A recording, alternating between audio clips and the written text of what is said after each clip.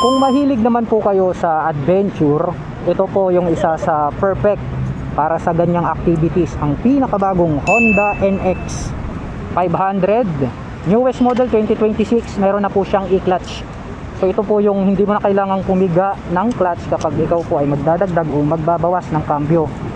At ito po ay perfect talaga ito pang trail kasi nga adventure tong motorcycle na ito. Kaya kung inyo pong mapapansin, napakataas po nito pong kanyang ground clearance. So kahit na umakyat ka sa kabundukan, hindi sasayad dahil nga po mataas yung kanyang ground clearance. Of course, pag mataas yung ground clearance, mataas rin po yung kanyang seat height. So I'm 5'6" in height. Subukan nating sakyan. Saktong sakto lang naman na yan, sakay na po. nakatingkayad ng konti yung ating mga paa. So switch natin. Test ride naman natin ngayon ang pinakabagong Honda NX 500 e-clutch 2026 version. Start natin. Neutral. Ito, di tayo gagamit ng clutch. Tingnan nyo, number 1 na siya agad. Kagandahan ng e-clutch. Wow, ang lambot, grabe. Ang ganda ng kanyang suspension, parapat likod. Saka yung kanyang riding position, napaka-komportable kahit na napakalaki nitong motorcycle na to.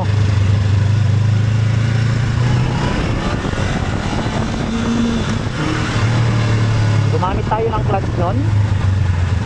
Bawas tayo dahil tayo ay liliko rito sa kanan. Hindi tayo gagamit ng clutch, pero kakambyo tayo, number 2. Babawas tayo, hindi rin tayo gagamit ng clutch.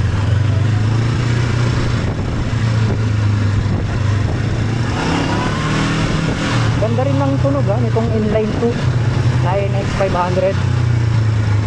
So gumagamit tayo ng engine brake dito sa Corbada. Left and right kasi yung likuan rito. Para sa akin napaka-flexible na gamitin nitong NX 500, lalong lalo na sa mga Corbada. Dito susubukan natin mag top speed. Walang clutch yan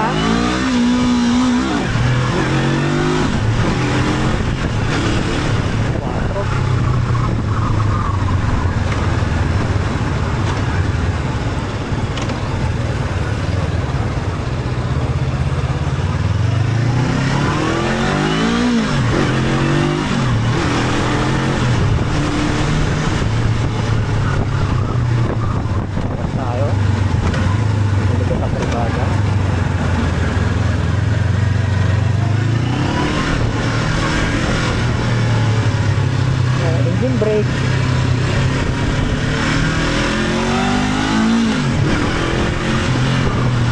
Engine brake.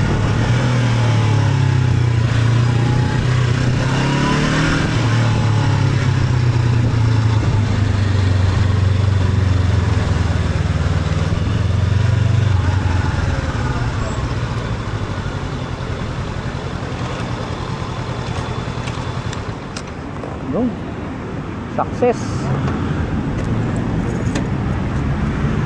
So sa lahat po ng mga nasasakyan kong motor, mapa sports bike man yan, maka classic bike man yan, ito yung isa sa mga pinaka comfortable na sakyan, itong mga adventure bike.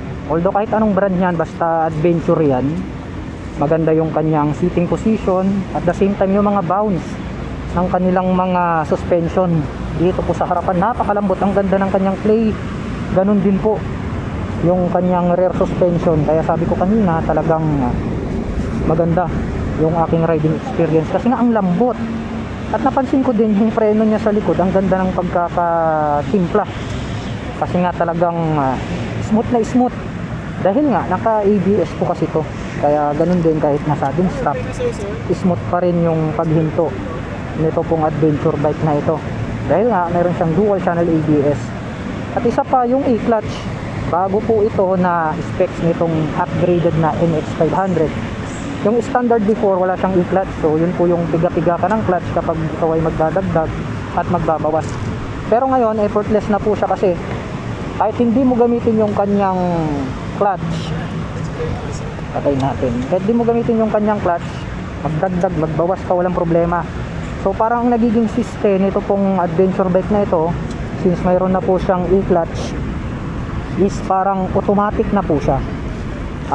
Automatic. Para na po siyang semi-automatic. Sorry. So yun po yung tamang term.